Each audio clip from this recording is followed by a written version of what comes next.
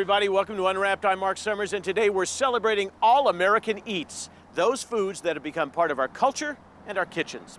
When it comes to all-American treats, you probably don't think of Turkish taffy, but let me tell you, when I was a kid, this was my favorite candy, Bonomo's Turkish Taffy. I've just rediscovered them. They've got such a history, you won't believe it, so take a look. Give it a smack, Bonomo. Give it a crack, Bonomo. Then lift up the flap, strip off the wrap, and hey, away we go. This vintage taffy dates all the way back to 1911. That's your first partner. What are you up to? They would smack it with a hammer, take the pieces, put it in a bag, and sell it by weight. And that's the way Bonomo Turkish Taffy was originally sold. Bonomo is as retro a candy as you can get. It really is the epitome of Americana.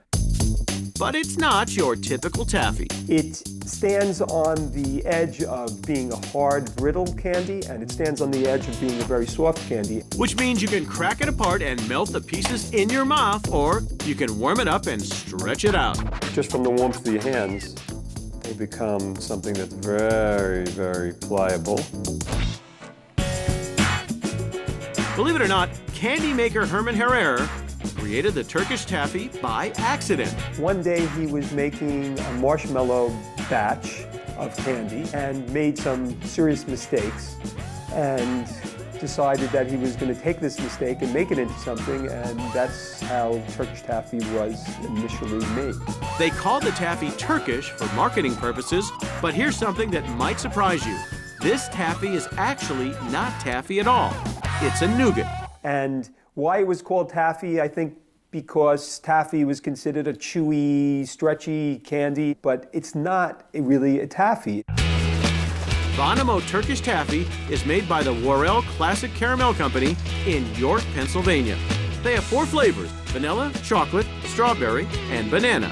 And because of its distinctive properties, it's a very tricky recipe to follow. It is an extraordinarily difficult candy to make. For this batch, workers add vanilla flavoring. Then, after mixing at a variety of temperatures, the taffy travels to the cooling wheel where the candy cascades into bins. It'll come out over this cooling wheel, which will be at about 120 degrees, ready for packaging. They either squeeze the taffy into skinny ropes and cut it into bite-sized pieces, or chop up bars of the sticky stuff. Finally, it's a wrap. Machines package more than 100 bars every minute. Then it's your turn to unwrap a piece of nostalgia. B-O-N-O-M-O, Bonomo, oh, oh.